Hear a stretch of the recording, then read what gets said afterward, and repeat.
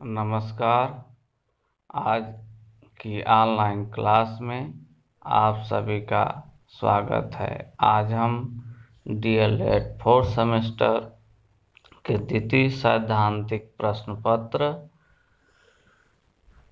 शैक्षिक प्रबंधन एवं प्रशासन के तहत पाठ सहगामी क्रियाओं के प्रबंधन का अध्ययन करेंगे।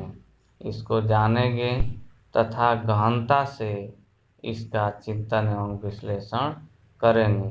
पाठ सहगामी क्रियाओं का प्रबंधन अर्थात पाठ्यपुस्तक के अतिरिक्त आने वाली अन्य गतिविधियों, अन्य क्रियाओं का संचालन किस प्रकार से तथा किस ढंग से किया जाए, वही पाठ का सहगामी क्रिया के प्रबंधन कहलाता है।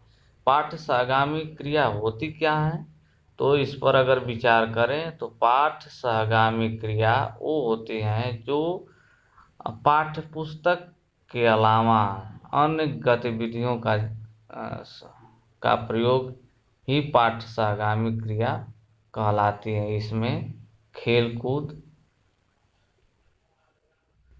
है, शैक्षिक कार्यक्रम है, वाद विवाद है, निबंध लेखन है, सांस्कृतिक कार्यक्रम है, राष्ट्रीय पर्व है, शैक्षिक भ्रमण, बागवानी, वृक्षारोपण तथा अन्य समारोह का आयोजन ही पाठ सहगामी क्रिया कहलाती है।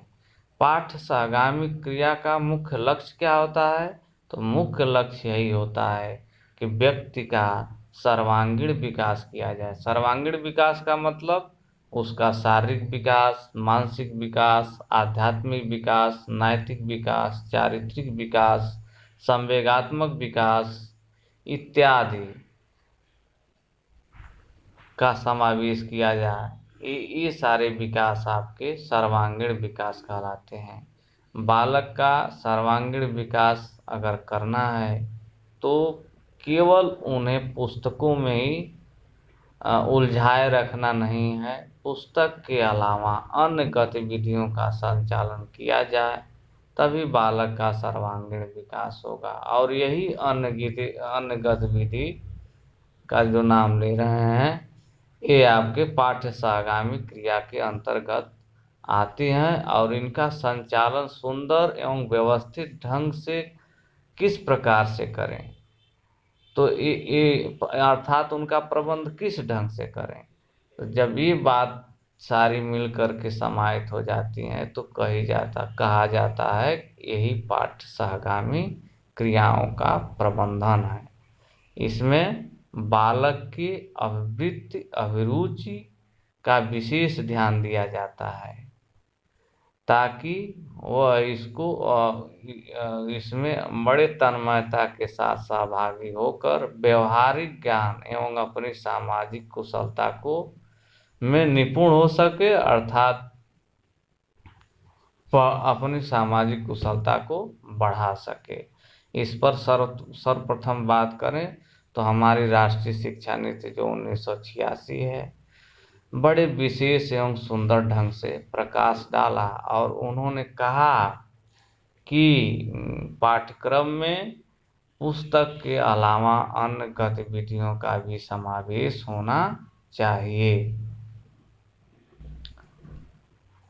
पाठ्य सहगामी क्रिया की बात करें हम तो चाहे मारिया मोंटेसरी हो, रूसो हो, फ्रोबेल हो, किलपर्टिक महोदय हो इत्यादि सभी ने कहा था कि अगर बालक का सर्वांगीण विकास करना है तो उसे पाठ्य पुस्तक के अलावा अन्य गतिविधियों से जोड़ना होगा, तभी वह स्वतंत्रता एवं अपने रचनात्मक तथा सृजनात्मक प्रयास से एक अच्छा नागरिक होगा तथा लक्ष्य की प्राप्ति करने में सुंदर ढंग से सफल हो पाएगा, समर्थ हो पाएगा।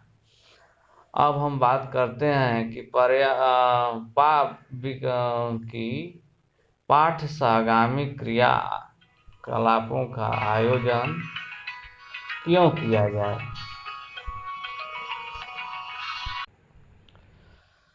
जब हम बात अब करते हैं कि पाठ सहगामी क्रियाकलाप का आयोजन हम क्यों करें, अर्थात क्या आवश्यकता है कि पाठ्य सहगामी क्रिया संबंधी अन्य गतिविधियों का आयोजन किया जाए। तो इसके आयोजन से हमारे विद्यालय का आकर्षण केंद्र बढ़ जाता है और सभी लोग इसमें प्रतिभाग करना सुनिश्चित कर देते हैं। बच्चों के नामांकन तथा ठहराव में भी वृद्धि आ जाती है और विद्यालय विद्यालय में शिक्षा की गुणवत्ता भी बढ़ जाती है।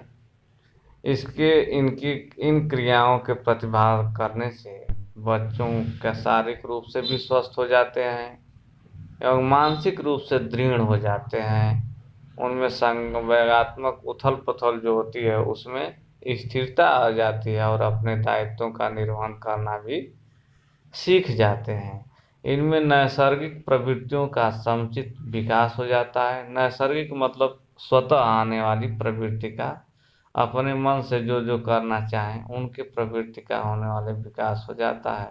और प्रवृत्तियों का शोधन एवं मार्गीकरण, शोधन शुद्धता और मार्ग, किस मार्ग की तरफ जाना है का काम सरलता से संपन्न हो जाता है।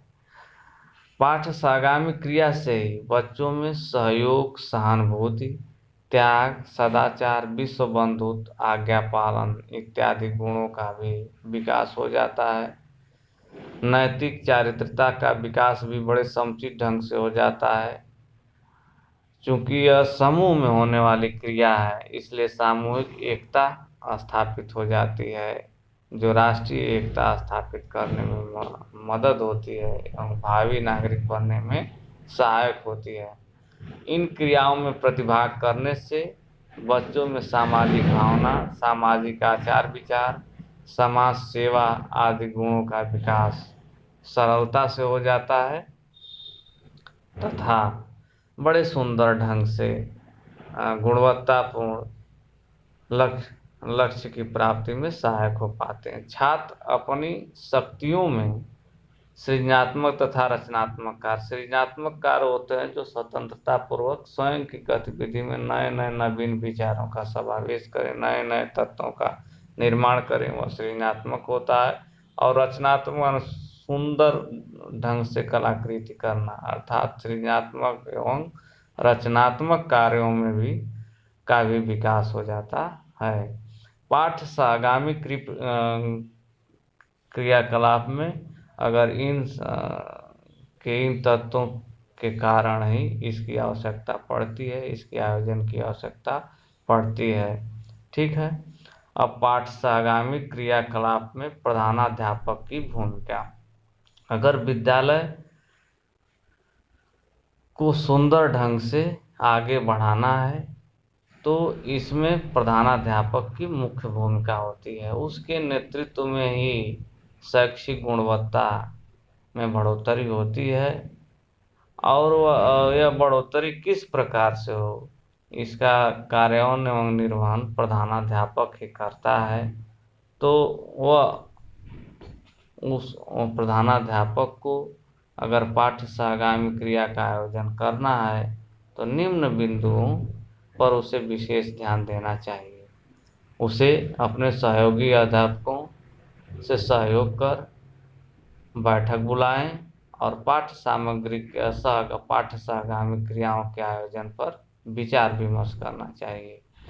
इन क्रियाओं के आयोजन की एक योजना बनाएं और उसका सही से क्रियान्वयन कराना चाहिए।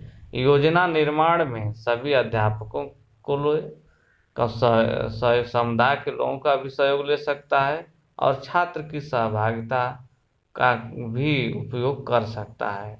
आयोजन के समय स्वयं उपस्थित, जब भी पाठ्य सहगामी क्रिया का आयोजन हो उसमें वह स्वयं उपस्थित होकर उसको अवलोकन करना चाहिए और मार्गदर्शन करना चाहिए। क्रियाओं के आयोजन में स्थानीय समुदाय के व्यक्तियों का भी, अभी बताए, या समुदाय के व्यक्तियों का भी सहयोग लेना चाहिए और अपने स्तर से जो क्रीड़ा की सामग्री है उनका वित्तीय संसाधन कहाँ से हो, वित्तीय व्यवस्था कैसे हो, उनके जुटाने का भी प्रबंध करना चाहिए। कि किस प्रकार से इसका आयोजन किया जाए जो वित्तीय संकट से निपटा जाए, यानी वित्तीय व्यवस्था का को भी सुचारू रूप से प्रयोग करना चाहिए। आयोजन के पश्चात जब भी आयोजन समाप्त हो जाए तो उसका मूल्यांकन करें और क्या कमी रह गई है उसमें कैसे सुधार किया जाए ताकि भविष्य के कार्यक्रम का को सर्वोत्तम ढंग से किया जाए। तो इसमें जो है का भी विचार करना चाहिए। पाठ्य आगामी क्रियाकलाप के आयोजन के समय हमें निम्न बिंदुओं पर ध्यान देना चाहिए। पाठ्य आगामी क्रिया में प्रतिभाग हेतु सभी छात्रों को समान अवसर देना चाहिए, अर्थात सबकी सहभागिता अनिवार्य होनी चाहिए। इन क्रियाकलापों में विविधता हो, भिन्न भिन्न ढंग से आयोजन हो तथा सरलता हो एवं रोचकता हो, रुचिपूर्ण आयोजन हो ताकि सभी सहभागी बन सकें। किसी एक क्रिया को ही अनिवार्य न बनाया जाए, जैसे प्रार्थना करा लेते हैं, पीटी करा लेते हैं, खेल कूद इस तरह नहीं। अन्य जैसे वाद विवाद आज कर लिए तो कल अंताक्षरी कराए, किसी दिन सांस्कृतिक कार्यक्रम करा दिए, तो भिन्न भिन्न क्रियाओं का आयोजन किया जाए और एक साथ अनेक क्रियाओं का भी ग्रुप में किसी दिन जोड़ दिया जाए। क्रियाकलापों में स्थानीय स्तर पर जो उपलब्ध सुविधा हो उसी के अनुसार होनी चाहिए ताकि संकट न उत्पन्न हो। बालिकाओं को भी प्रोत्साहित करना चाहिए, दिव्यांग बालकों को भी स्थान देना चाहिए, उनको भी समाहित करना चाहिए। जैसे ओलंपिक है, पैरा ओलंपिक है, दोनों में लोग भाग लेते हैं, तो पैरा ओलंपिक जो है दिव्यांग बच्चों होते हैं, तो दिव्यांग बच्चों को भी अन्य गतिविधियों में समाहित करना चाहिए, उन्हें भी मोटिवेट करना चाहिए ताकि वो भी प्रतिभाग कर अपना सर्वांगीण विकास कर सकें।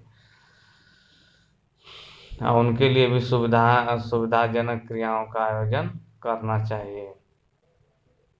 इन सब क्रियाओं के संचालन में सभी छात्रों की सहभागिता होनी चाहिए। बिना छात्रों के सहयोग से केवल अपने से जो है काम कर लेना उचित नहीं है। इसमें अध्यापक केवल जो है मार्गदर्शन करेगा, निर्देशन करेगा, बालकों की सहायता करेगा और छात्र उनकी सहायता से क्रियाओं का संचालन बड़े सुनियोजित एवं सुंदर ढंग से कर सकेंगे। इन क्रियाकलापों में समुदाय को भी जोड़ना चाहिए। राष्ट्रीय पर्व या वार्षिक उत्सव के समय अभिभावकों एवं समुदाय के सम्मानित व्यक्तियों एवं ग्राम शिक्षा समिति के सदस्यों को भी आमंत्रित करना चाहिए ताकि उनकी भी सहभागिता बनी रहे। अब हम आप लोगों को ये कह रहे हैं कि ये नोट कर लीजिए कि पाठ सहगामी क्रिया के अंतर्गत कौन कौन से तत्व समाहित होते हैं, उनकी एक सारणी बना लें। यही पूछा जाएगा प्रश्न में कि पाठ सहगामी क्रिया क्या होती हैं। पाठ सहगामी क्रिया में आने वाले कार्यक्रमों का विवरण दें, तो उनके कार्यक्रम ये हैं जैसे खेल कूद है, शैक्षिक एवं सांस्कृतिक कार्यक्रम है, राष्ट्रीय पर्व है, शैक्षिक भ्रमण है, बागवानी है और विद्यालय में होने वाले अन्य शैक्षिक तथा सांस्कृतिक कार्यक्रम है जैसे पोस्टर प्रतियोगिता, प्रोजेक्ट कार्य, भाषण प्रतियोगिता, रचनात्मक कार्य, हार्ट सीट खेल, लकी ड्रा खेल, सुलेख प्रतियोगिता, गद्य पद्य लेखन, ट्रांसलेशन जैसे अंग्रेजी से हिंदी में ट्रांसलेशन हो, वाद विवाद हो, इत्यादि सब क्रियाएं आपकी पाठ्य सहगामी क्रिया के अंतर्गत आती हैं और इन्हीं का प्रबंधन सुंदर ढंग से किया जाए तो वही पाठ्य सहगामी क्रियाओं का प्रबंधन कहलाएगा। आशा करते हैं कि आप लोग इसका अध्ययन बड़े सुंदर ढंग से किए होंगे। धन्यवाद, थैंक यू। फिर हम अगली क्लास में मिलते हैं। धन्यवाद।